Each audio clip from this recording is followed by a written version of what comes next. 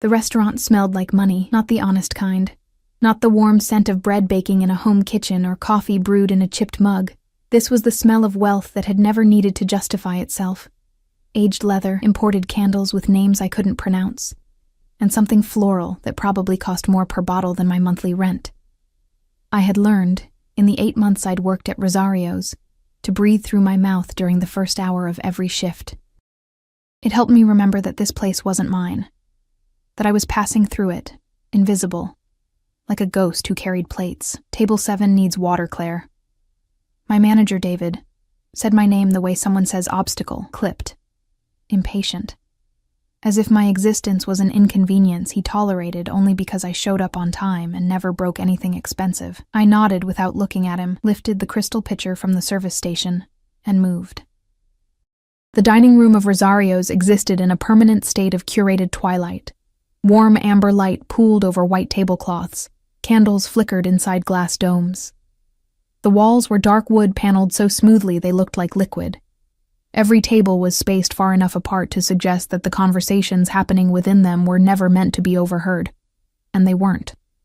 The clientele of Rosario's understood discretion the way they understood wine pairings, as a fundamental requirement, not an optional courtesy. I moved between tables with the particular kind of efficiency that comes from exhaustion. My feet had stopped hurting 3 hours ago, which meant the nerves had simply given up sending distress signals. My hair, dark and pulled tight at the nape of my neck, had started to escape in small rebellious strands near my temples. I didn't have a free hand to fix it. I kept moving. Table 7 was near the back, a foretop that had been reserved under a name I didn't recognize, which wasn't unusual. Half the reservations at Rosario's came under names that weren't real, or under corporate accounts that existed only on paper. The maitre d' had learned not to ask. I had learned the same lesson for different reasons. I rounded the partition that separated the main dining room from the private alcoves and stopped. Not dramatically. Not the way people stop in films with a sharp intake of breath and wide eyes. I stopped the way a person stops when the ground shifts slightly beneath them. A small, involuntary pause while the body recalibrates. There were 4 men at the table. 3 of them I processed peripherally. Dark suits, careful posture. The particular stillness of men who had trained themselves never to look relaxed in public. They sat with their backs to walls or angles that gave them sightlines to both entrances.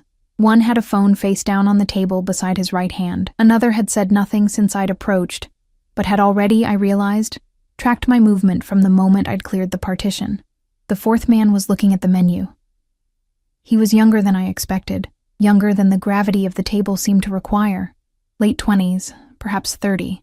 With dark hair that fell in a controlled wave across his forehead. His jaw was the kind that painters used to use as reference, sharp, clean, with a faint shadow of stubble that looked less like negligence and more like a deliberate choice. His suit was charcoal, perfectly fitted in a way that had nothing to do with off-the-rack tailoring. A single watch at his left wrist caught the candlelight, no other jewelry, no ostentation, as if he understood that the most expensive things rarely needed to announce themselves. He hadn't looked up. "Good evening," I said, and my voice came out steadier than I deserved credit for. "My name is Claire. I'll be taking care of you tonight. Can I start you with still or sparkling water?" 3 heads turned toward me with the automatic courtesy of men accustomed to service. The 4th did not move. Then, slowly, he lowered the menu. His eyes were dark, the kind of dark that isn't simply brown but carries depth, like looking into water and being unable to gauge how far down it goes. They moved to me with a quality I had no immediate word for. Not assessment, exactly. Not interest in the conventional sense. Something more patient than either of those things. Something that suggested he had already decided what he thought and was simply confirming it. "Still," he said. His voice was low, unhurried. The single word occupied the space around our table and then disappeared, and I found myself nodding as if I'd been given a full instruction. I poured the water. I didn't spill anything. I was almost proud of myself. "I'll give you a few more minutes with the menu," I managed, and retreated. The rest of the first hour passed in the ordinary rhythm of a busy Friday service. I took orders at 3 other tables. I delivered an amuse-bouche to a couple celebrating an anniversary they seemed to have forgotten to be happy about. I refilled bread baskets and recited the evening's specials with the practiced warmth of someone who had memorized enthusiasm without feeling it. But I was aware of table 7 the way you're aware of a sound you can't quite identify. Not frightening, not loud, simply present in a way that ordinary sounds aren't. He spoke rarely. When he did, the other 3 men listened with their whole bodies, the slight forward lean of people receiving important information. He cut his food with precision. He didn't check his phone. At one point, a man I hadn't seen before, older, thick-necked, with the look of someone who spent his days being useful in unspecified ways, appeared at the edge of the alcove. He waited. The man at the table didn't turn to look at him. He simply held up 2 fingers, and the thick-necked man nodded and disappeared. It was the smallest gesture I had ever seen accomplish so much. I told myself to stop watching. I went to the service station to prepare the dessert tray for table 11, and I was carefully not thinking about dark eyes and low voices when Marco, the busboy, clipped my elbow with a full tray of glassware. It happened fast, the way accidents always do. One moment I was holding a small ceramic ramekin of creme brulee, and the next the tray tilted. My balance shifted, and I was moving sideways with the specific helpless momentum of someone who already knows they're going to fall and is merely waiting for the impact. I didn't fall.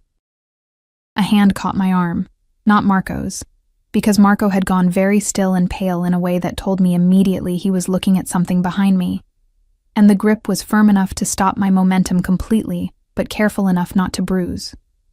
I was pulled upright in a single smooth motion, and when I turned, the creme brulee still somehow in my hand, I was standing close enough to smell cedar, and something darker beneath it, like smoke from a fire that had burned a very long time ago. He was looking at me with those patient, unreadable eyes. "Careful," he said. One word. The same unhurried quality as before. But up close, with his hand still at my arm and the candlelight doing complicated things to the angles of his face, the word landed somewhere in my chest and stayed there. "I'm sorry," I said automatically. "I'm so sorry, I'm fine, thank you, You're fine," he agreed.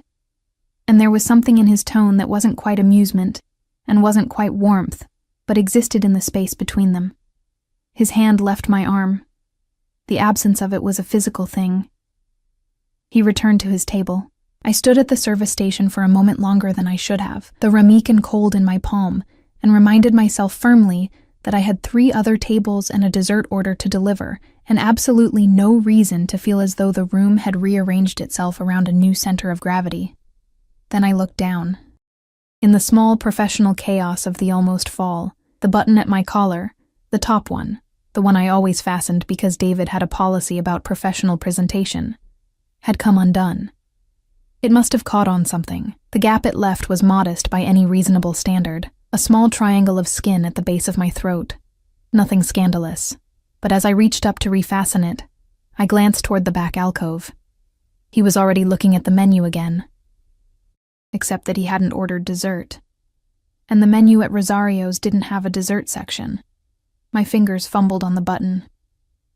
He wasn't reading it, I realized. He was giving me somewhere to look that wasn't at him.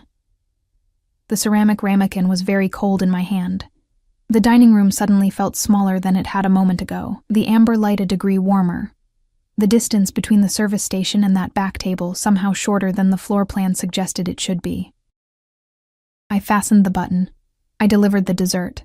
I did not look at table 7 again for the rest of the night, but when I finally cleared the alcove at the end of service and found, beneath the water glass, a card, matte black, no logo, just a phone number in silver ink, I told myself it meant nothing. I told myself that twice more on the train ride home.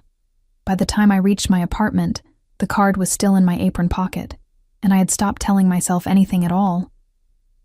I didn't call the number. This was a decision I made approximately 40 times over the following 3 days, which suggested it wasn't really a decision at all, but rather an ongoing negotiation with myself that I kept winning by increasingly narrow margins. The card lived in the small ceramic dish on my kitchen counter, where I kept spare change and forgotten receipts. I moved it twice, once to the drawer beside the sink, once back to the dish, as if geography would resolve what logic couldn't. It was a phone number on a black card. That was all. People left cards at restaurants for any number of reasons. He was probably a businessman. A wealthy, absurdly handsome businessman with security personnel and a watch that cost more than my car, who caught falling waitresses with the reflexes of someone who had practiced catching things before they broke. I went to work. I served tables. I came home and ate whatever required the fewest dishes, and slept the shallow, unrestful sleep of someone who had been on their feet for 9 hours. On the 4th day, my landlord called about the heat. More precisely, he called to inform me that the boiler serving my floor of the building had failed, that the repair would take between 1 and 2 weeks, and that he was deeply sorry for the inconvenience in the tone of a man who had never been inconvenienced by anything in his life. November in the city was not a month that tolerated a failed boiler with any grace. By the 2nd night, I was sleeping in 2 sweaters and had begun to view my breath condensing in the air above my bed as a personal accusation. I told myself the cold had nothing to do with why I looked at the card again that 5th morning. I told myself that 4 more times. Then I took a photo of the number, put the card back in the dish, and went to work. Friday service was heavier than usual. A private event in the back room had pulled David's attention completely, which meant the rest of us were managing the main floor with the particular controlled chaos of people pretending everything was fine. I moved fast, kept my head down, and was in the middle of reciting the evening's pasta special to a table of 4 when I felt it, that shift in the room's atmosphere, the way a barometric pressure changes before weather arrives. I didn't look up immediately. I finished the special. I took the order. I smiled at the appropriate moments. Then I looked toward the entrance. He was already inside. The maitre d' was leading him, not toward the back alcove this time, but toward a 2-top near the window, a table reserved for people who wanted to be seen without appearing to want it. He had only one man with him tonight, broad-shouldered and quiet, who took a seat at the small bar adjacent with the practiced ease of someone who had done this exact thing in exactly this kind of room many times before. He sat. He didn't look around the room. He unfolded the napkin across his lap with the same economy of motion he seemed to apply to everything, and he opened the menu. David materialized at my elbow. "Table 3 is yours," he said. And then, before I could respond, "Don't be awkward about it, Claire." I wanted to ask how he expected me to define awkward given the circumstances. I didn't. I picked up my notepad and walked to table 3. He looked up when I was still 2 steps away. Not when I arrived. Not when I spoke. 2 steps away, as if some perimeter had been crossed that I hadn't known existed. "Claire," he said. My name in his mouth was a completely different object than it was anywhere else. I didn't know how to account for that. "Good evening," I said, and I was proud again of my voice, of the professional steadiness I had apparently constructed out of nothing. "Welcome back. Can I start you with water?" "You didn't call," he said. Not accusatory. Not wounded. It was an observation, delivered with the same calm that seemed to be his natural climate. The way some people are simply always warm, or always running slightly cool. He was watching me with those deep, patient eyes, and I had the sudden, disorienting sense that he had a great deal of practice waiting for things. "I don't make a habit of calling numbers left by strangers," I said carefully. Something moved at the corner of his mouth. Not quite a smile. The suggestion of one. The outline. "Dante Rossi," he said. "Now we're not strangers." I wrote nothing on my notepad. "Still water, Mr. Rossi? Dante." He said it without pressure, simply a correction. And yes, I poured the water. My hand was steady. I was deeply grateful for this. He ordered without consulting the menu again. The branzino, vegetables on the side, a specific white wine that our sommelier produced from the back of the cellar with an expression of pleased surprise. I delivered everything with the efficiency I had trained myself to perform, and I told myself with each visit to the table that I was simply doing my job, that he was simply a customer, that the way he tracked my movement through the dining room without appearing to watch was something I was imagining. I was not imagining it. I caught it by accident near the end of his meal, when I was clearing a table 2 away and happened to glance in the wrong direction at the wrong moment.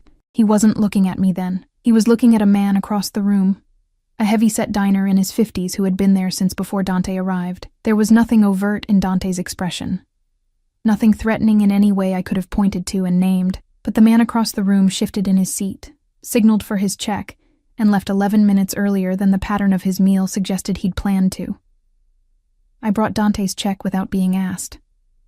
He didn't touch it immediately. He looked at it, then at me, with an expression I couldn't fully decode. "You're working too hard," he said.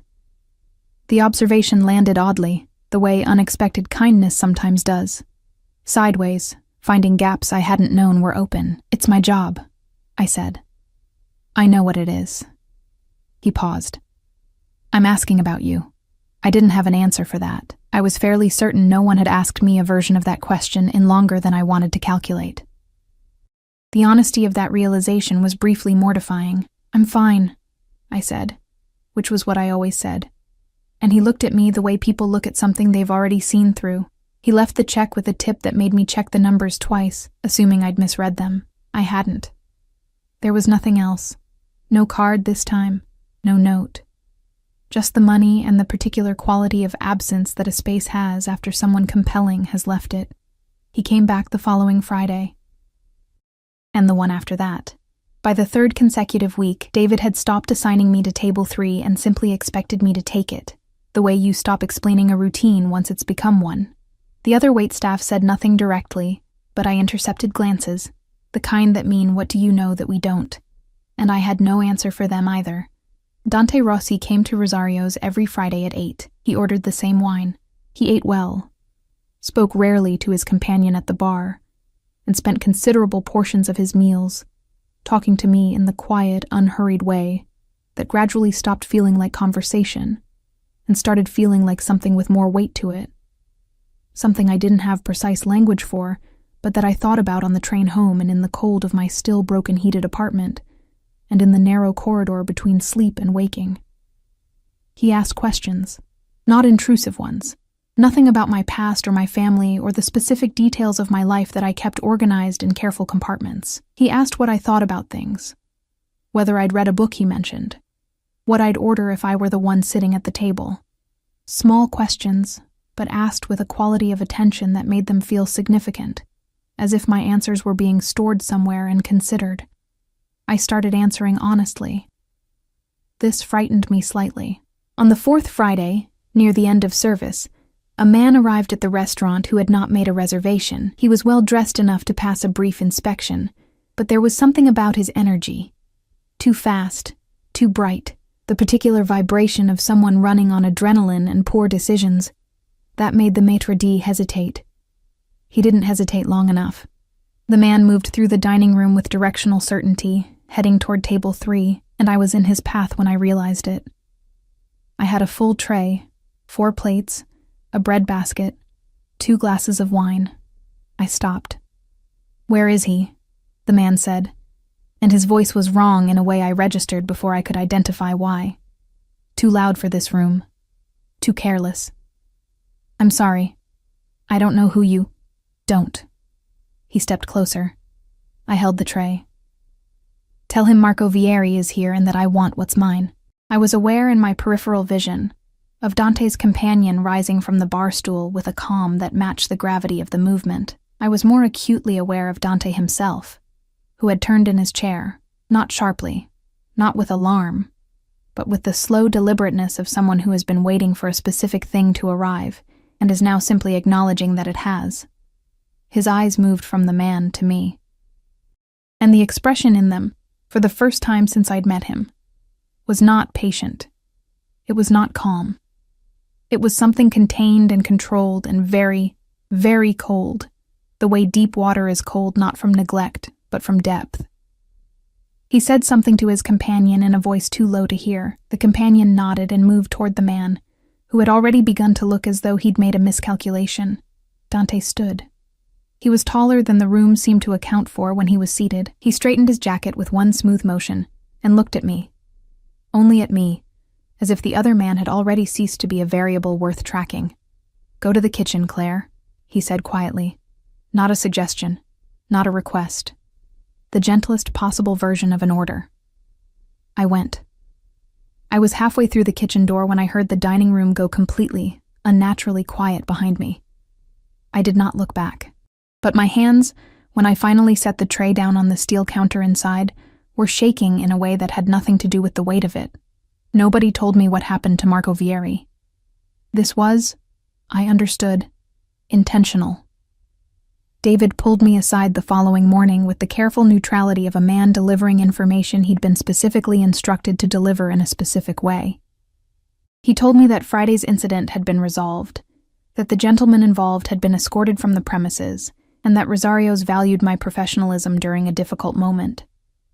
He said all of this while looking slightly to the left of my face, which told me the script had been written by someone else, and that David was simply reading it.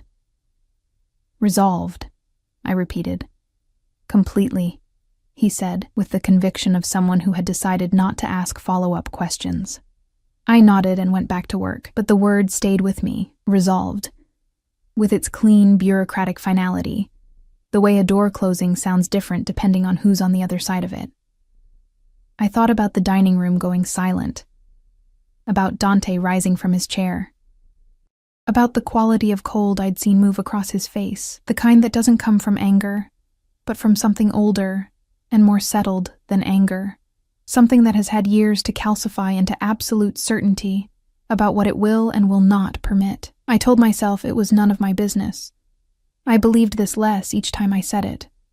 He came the following Friday. I had spent the week telling myself I didn't know whether he would, which was dishonest in the specific way that only self-deception can be. I knew he would come.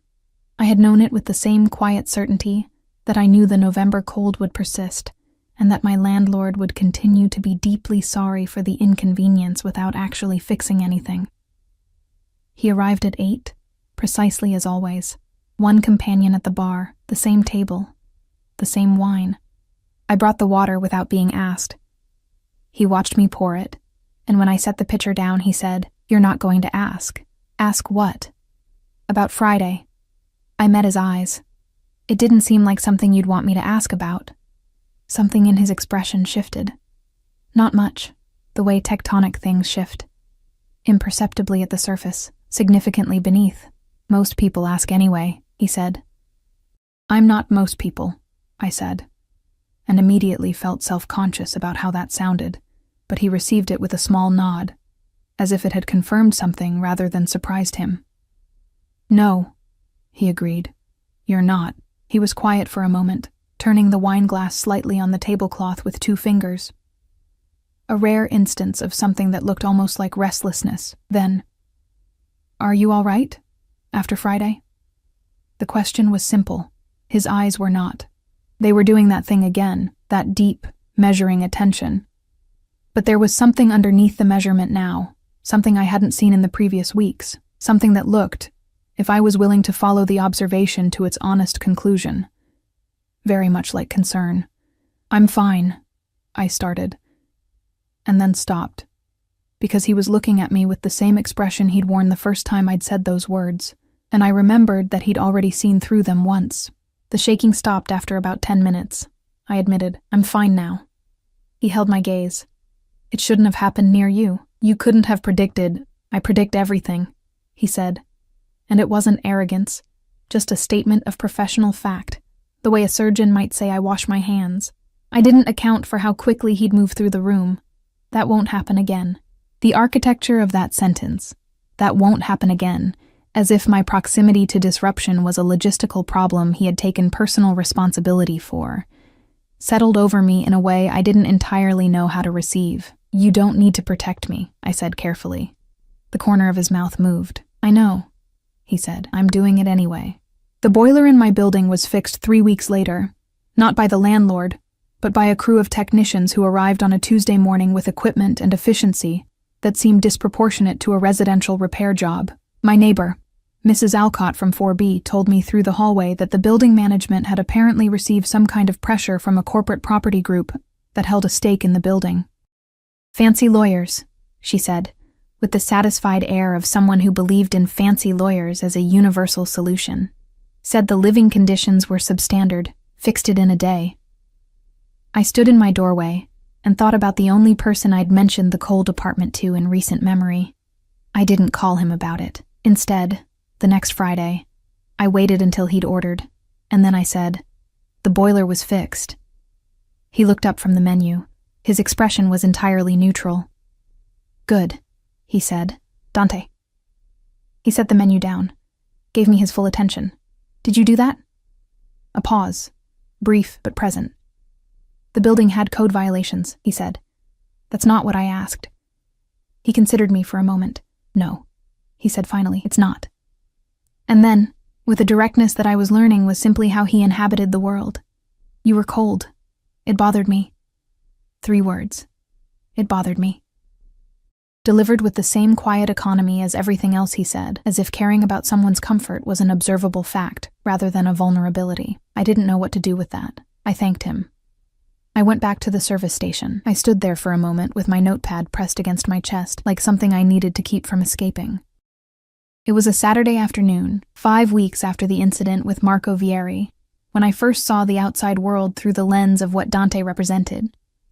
I was at the market 2 blocks from my apartment, the crowded indoor one, with the narrow aisles and the vendor who always gave me an extra portion of olives because I'd once told him they reminded me of my grandmother's kitchen. I had a cloth bag over one arm and was comparing 2 nearly identical bunches of parsley when I became aware of a man watching me. He was positioned near the far end of the aisle, pretending to examine a display of canned goods with the elaborate nonchalance of someone who had never actually been interested in canned goods in his life. Mid-40s. Unremarkable in every deliberate way. The kind of deliberate that you don't notice unless you've started paying attention to the difference between someone who blends in naturally and someone who has worked at it. I put the parsley down. I moved to the next stall. He followed at a distance that was just outside the range that would feel threatening. My heart was doing something unpleasant. I left the market without the rest of my groceries, walked 2 blocks in the wrong direction, then doubled back and took a different route home. By the time I reached my building, he was gone. Or at least no longer visible, which I was beginning to understand were not the same thing. I sat on my kitchen floor for a little while, back against the cabinet, cloth bag with its half-purchased groceries in my lap. My grandmother's olives wrapped in paper. Parsley I hadn't bought. Then I took out my phone and looked at the number I'd photographed 5 weeks ago. I typed, "I think someone was following me today." The response came in under 2 minutes. "Are you home?" I stared at the screen. "Yes. Stay there." 4 minutes later, my intercom buzzed. The man who appeared when I opened my apartment door wasn't Dante. It was his broad-shouldered companion from the bar, whose name I learned in that moment was Leon, and who handed me a phone with the calm of someone delivering a perfectly routine object. Dante's voice on the other end was the same as always, low, unhurried. But underneath the surface of it, pulled tight like wire beneath fabric, was something I hadn't heard there before. "Describe him," he said. "Everything you remember." I described him. Dante listened without interrupting. When I finished, there was a silence that had texture to it, dense, processing. "You did the right thing leaving," he said. "Who is he?" Another pause. Someone with poor judgment about what belongs to him and what doesn't. His voice had that quality again, the cold depth, the calcified certainty. "He won't approach you again." Dante. Claire. My name, the way he said it, had weight, gravity. "I need you to trust me right now." I looked around my small kitchen, the ceramic dish with the spare change and the black card I'd never thrown away, the window with its view of the gray November street, Leon, standing at a respectful distance in my hallway with the patient stillness of a man who was very good at his job. The honest answer was that I had already been trusting him, incrementally, in ways I hadn't formally acknowledged. That the trust had been building the way winter builds, gradually, then undeniably, until you look up one day, and everything has changed without a single dramatic moment to mark the transition. "Yes," I said. The exhale on his end was quiet, almost inaudible, but it was there. "Good," he said. "Leon will stay tonight. I'll explain everything tomorrow." I wanted to say I didn't need Leon to stay. I wanted to say I was fine, the way I always said I was fine, the words ready and automatic and entirely insufficient for what was actually happening inside my chest. "Okay," I said instead. We stayed on the line for another moment, neither of us speaking, just the quiet presence of an open connection. And then he said softly, "Lock the door, Claire." I locked the door.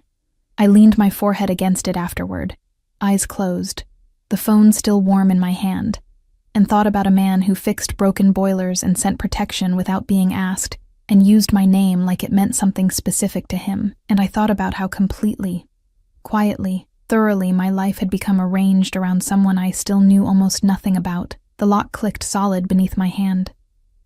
Outside, the city moved in its usual indifferent rhythms.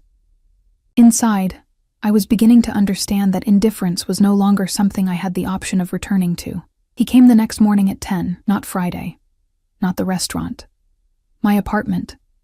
My small, imperfect apartment, with its second-hand furniture and the crack in the kitchen ceiling I'd stopped seeing, and the ceramic dish on the counter that still held his card. He knocked twice, unhurried, as if arriving at a woman's home on a Sunday morning was something he'd always done, and not something that had, until approximately 18 hours ago, been entirely outside the architecture of whatever we were to each other.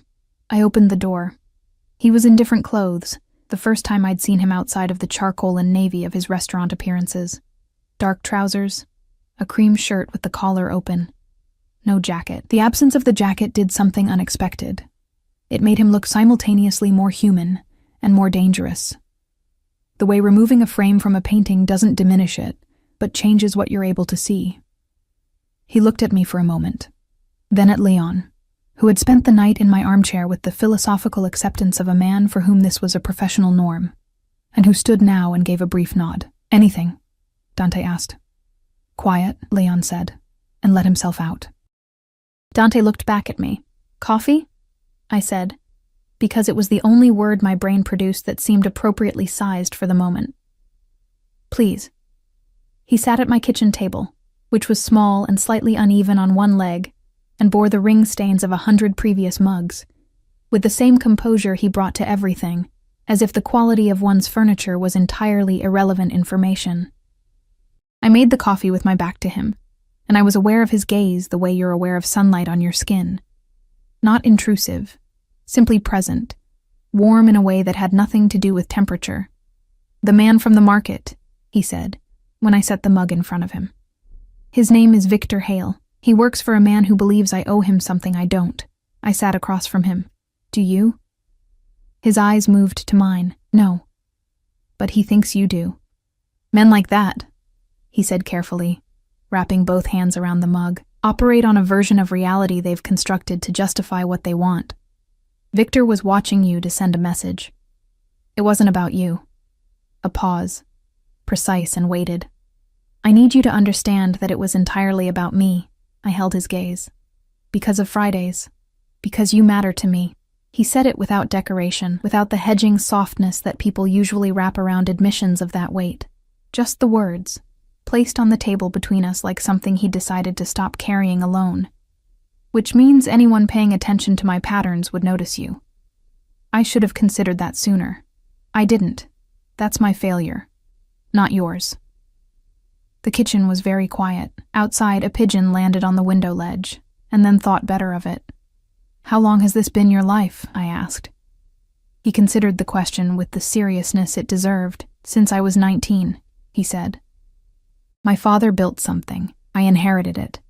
I've spent 10 years making it more stable than he left it." He paused. "Stability, in my world, is relative." "What does that mean for the people near you?" His jaw tightened fractionally. "It means they require protection. It means I'm careful about who I allow near me, for their sake as much as mine." He looked at his coffee, then at me. "It means I don't do this." "This," I repeated, "sit in someone's kitchen on a Sunday morning and tell them the truth about my life." The corner of his mouth moved, not the suggestion of a smile this time. Something more complicated. "I haven't done this before." The admission landed quietly and stayed. "Why me?" I asked. It came out more honest than I intended, stripped of the deflection I usually kept ready. "I'm a waitress in a restaurant you could eat at in any city in the world. I'm no one particular." "Why, don't," he said. The word was gentle but absolute. He set his mug down and looked at me with an intensity that reorganized the air in the room. "You looked at me the first night," he said. the way people almost never do, not with recognition. Not, oh, it's him. Just as a person sitting at a table. You were tired and professional, and you didn't perform anything for me. Do you know how rarely that happens? I didn't answer. And then you caught yourself almost falling, he continued. And your first instinct was to apologize for the inconvenience to me. Something moved in his expression. Something that looked very much like it hurt. You've been apologizing for taking up space for a long time, Claire. My throat tightened unexpectedly. I don't know anything about you, he said. And I want to know everything. That hasn't happened to me before either. He stayed for 2 hours. We talked. Really talked. In the way that I had forgotten was possible, where words lead to other words and time stops being something you're managing and becomes something you're simply inside of. He told me about growing up in a family where loyalty was a currency more valuable than money, and where the line between protection and control had been blurred so long it had essentially ceased to exist. He told me about his father with the measured tone of someone who has processed grief through the filter of complicated inheritance. I told him about my grandmother's kitchen and the olives, and the way I'd come to the city with a specific plan for my life that had been dismantled so gradually I hadn't noticed until the pieces were already scattered. He listened the way he did everything, completely, without the restlessness of a person waiting for their turn to speak. At one point, his phone buzzed. He glanced at it, typed 3 words, and put it face down. You can take that, I said. I know, he said, and didn't. When he finally stood to leave, the light in the kitchen had shifted from morning to early afternoon without my noticing. He put on his jacket, produced from somewhere, I hadn't seen where, and became incrementally more formal. The way people do when they're preparing to re-enter the world that requires something specific from them. At the door, he paused. I want to see you, he said, outside the restaurant, properly. He searched my face. If you're willing to understand what that means. What does it mean? It means you'll have Leon. It means there are things about my life I can tell you and things I can't, not yet. It means I'll be more careful than I've been. His voice dropped slightly. It means that when I say you're under my protection, it isn't negotiable. Not for me. The possessiveness of it should have alarmed me.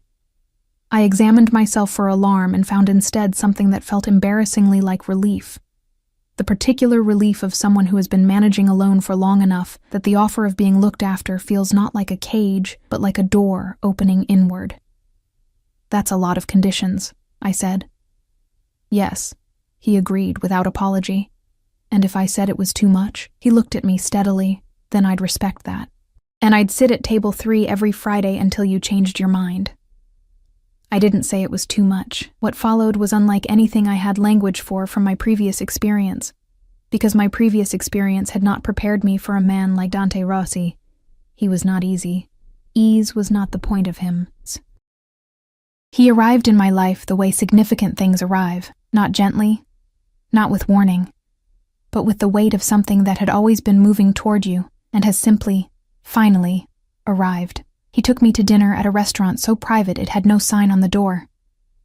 He sat with his back to the wall and watched the room with those careful eyes. And over the course of the meal, I began to understand that this vigilance wasn't paranoia. It was love expressed in the only language he'd been given. Keeping things safe, keeping people intact. He called every evening, not to fill silence, to ask specific questions, to hear my voice with the focused quality of someone taking inventory of something they value. I started to recognize his number before I looked at the screen, the way you recognize a particular kind of knock. Leon became a background presence in my life with the unobtrusive constancy of furniture I'd stopped noticing. He walked me to the market, waited outside my building when I worked evenings, communicated primarily through nods of varying degree. I brought him coffee once without being asked, and he looked at the cup as if I'd handed him something he didn't have a category for. You don't have to do that, he told me. I know, I said, and watched the corner of his mouth do something that was almost certainly a smile. It was on a Thursday evening, 6 weeks into Properly, that I understood the full weight of what Dante's possessiveness meant in practice. I was leaving Rosario's after a double shift, tired in that specific way where your thoughts run slightly behind your actions, when a car pulled alongside me on the sidewalk. Not threateningly, just present, pacing me, the window lowered. A man I didn't recognize leaned across from the passenger seat. "You're Dante Rossi's girl," he said. Not a question. Leon was behind me in 4 steps. His hand didn't touch the man. Didn't need to. He simply stood, and whatever quality he projected in that moment was sufficient. The car moved on, but the phrase stayed in me for the rest of the walk home, settling into places I hadn't examined yet. Dante Rossi's girl. Said by a stranger with the casual certainty of someone stating a known fact. I thought about what it meant to be identified that way. To have become, in the city's particular underground cartography, something that belonged to a specific man. I thought about whether I minded. I was still thinking about it when my phone rang. "You're home?" Dante said. Almost a pause. A man in a car knew who I was. The silence on his end had that quality again. The wire beneath fabric, pulled taut. "Gray sedan," he said. It wasn't a question either. "Yes." "I know." Another pause, controlled and precise. "I'm sorry, Claire." "Don't be sorry," I said, surprising myself. I stopped. "Tell me," he said quietly. "Tell me what I am to you," I said.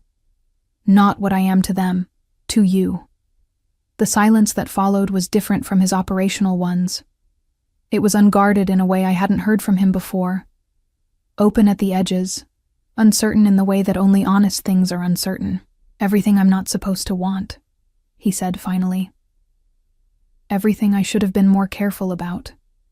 Everything I'm not capable of giving up." I stood on my street with the cold November air against my face and the phone pressed to my ear. "Okay," I said softly. "Okay?" His voice was careful. "That's enough for tonight," I said. "That's enough." I heard him breathe. "Lock the door," he said. "I always do now," I told him.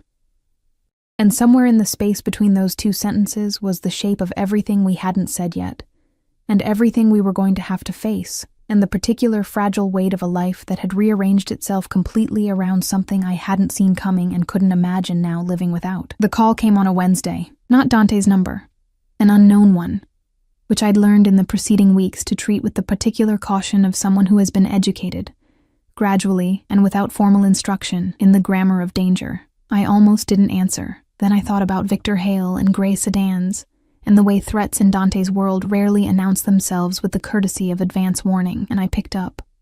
"Miss Claire Voss." A man's voice, older, smooth in the way that expensive things sometimes hide sharp edges. "My name is Richard Hale. I believe you know my associate, Victor." My kitchen felt smaller immediately. I moved to the window without thinking. The instinct to see the street, to confirm the ordinary world was still outside. "What do you want?" I said. "A conversation, nothing dramatic, a pause constructed to sound reasonable. I want you to deliver a message to Dante Rossi. Tell him that what was agreed upon in March needs to be honored, or the consequences extend beyond professional inconvenience." Another pause. "Tell him I know where you have coffee on Tuesday mornings." The line went dead. My hands were steady. This surprised me. 3 months ago they would have shaken. Instead, I stood at my window, watching a woman walk a small dog along the pavement below, and I thought with cold clarity about Tuesday mornings, the cafe 2 blocks east, where I went before my afternoon shifts, where I sat by the window and read and existed in the uncomplicated pleasure of an hour that belonged entirely to me. Someone had been watching that hour, had catalogued it, had decided it was useful. I called Dante. He answered before the second ring. "Claire." "Richard Hale just called me," I said. He knew about Tuesday mornings. The silence that followed was the shortest and most absolute I'd ever heard from him. "Read me the number," he said. I read it. I heard him relay it in a low voice to someone in the room with him. Then, "Where are you right now?" "My apartment." "Stay there. Don't open the door for anyone except Leon. He stopped. When he spoke again, his voice had that controlled quality, but underneath it, running like a current beneath ice, was something I hadn't heard from him before. Something raw. "I'm coming myself." He arrived in 40 minutes. When I opened the door, He looked at me with an intensity that bypassed all the composed patience of his usual manner and went straight to something more fundamental, his eyes moving over me in rapid assessment, not with desire, but with the specific focus of a person confirming that something they cannot afford to lose is still intact. Then he stepped inside and closed the door behind him. And for one suspended moment, he simply stood close to me, not touching, not speaking. Close enough that I could feel the contained energy coming off him, the particular tension of a man holding a great deal of something very tightly. "I'm fine," I said. "I know," he said, and pulled me against him. It was the first time.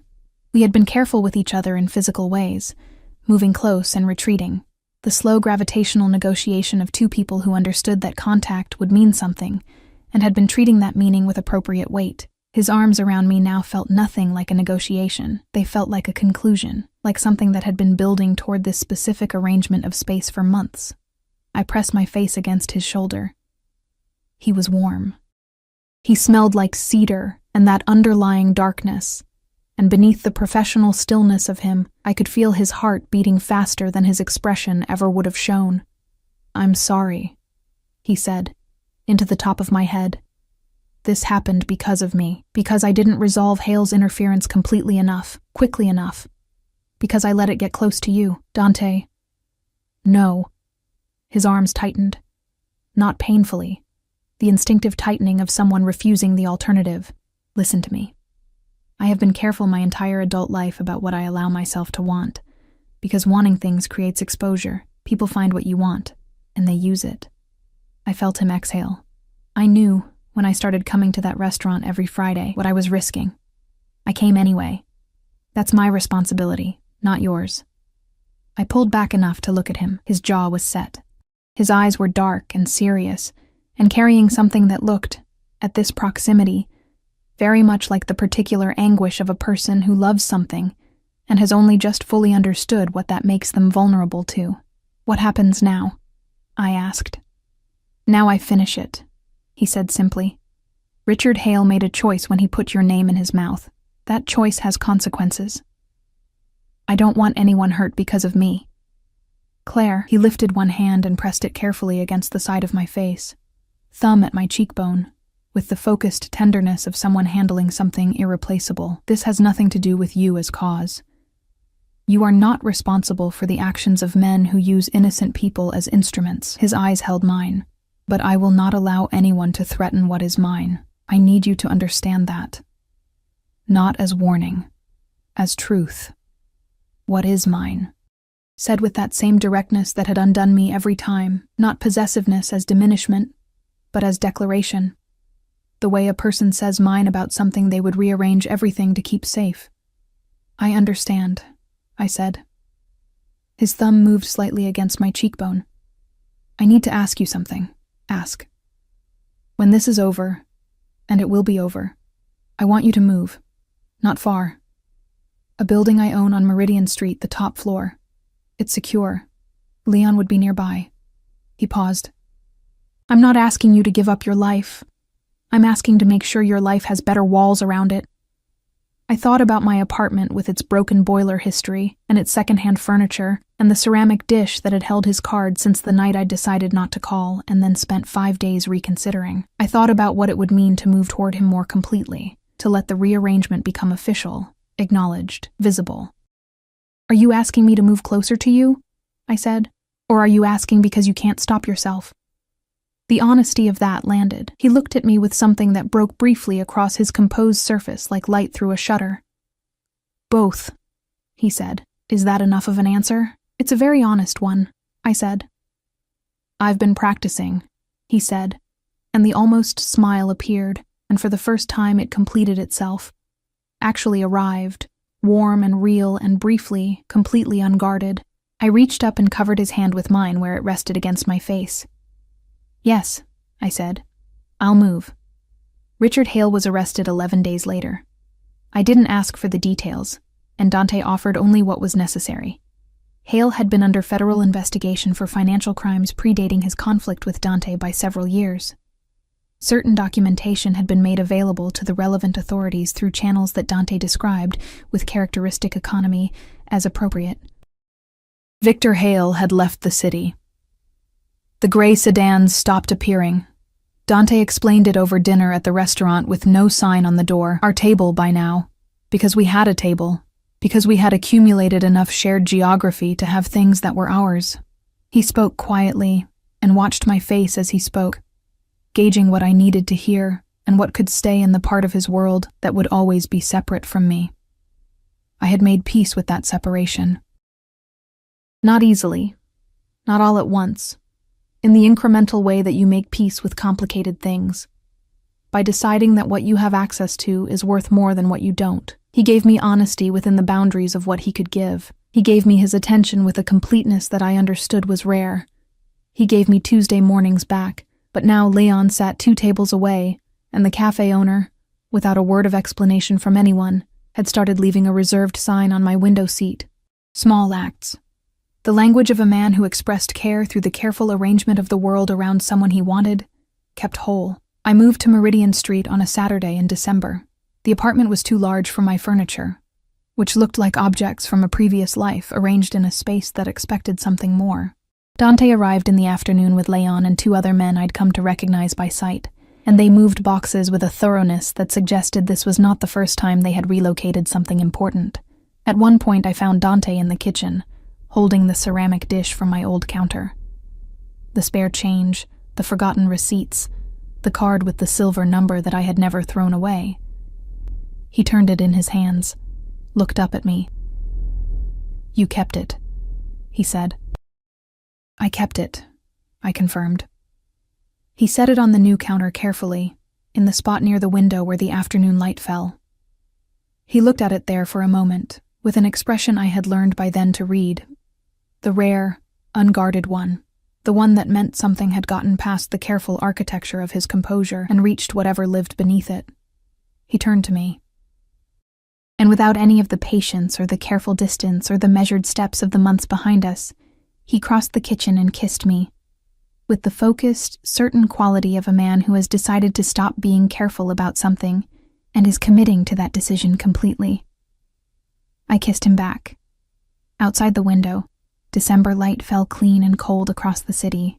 When we finally separated, his forehead rested against mine, both his hands framing my face in that careful way he had, like something irreplaceable, like something he intended to keep. "If you ever do something that reckless again," he said quietly, like answering an unknown number alone. "I called you immediately," I pointed out. "After." His eyes were dark and serious, but the warmth in them now was something I knew, something I recognized as mine specifically. "Next time you call me first. Next time there won't be a Richard Hale," I said. "No," he agreed. "There won't." A pause. "But call me first anyway." I laughed, quietly, the kind of laugh that comes from somewhere genuinely light, and felt his hands tighten fractionally against my face at the sound of it. The instinctive response of someone who has found something they intend to protect. "Okay," I said. "I'll call you first." He pressed a kiss to my forehead, held it there a moment. Outside, the city continued in its usual rhythms. Indifferent, relentless, ordinary in all the ways that cities are ordinary. But inside the kitchen, with its too large space and its second-hand furniture and the ceramic dish catching December light on the windowsill, something had finished becoming what it had always been moving toward. Not a fairy tale, not a rescue. Something more honest than either of those things. The specific, complicated, entirely improbable arrangement of 2 people who had found each other in the amber light of a restaurant and had, against every reasonable expectation, decided to stay. The ceramic dish gleamed on the counter.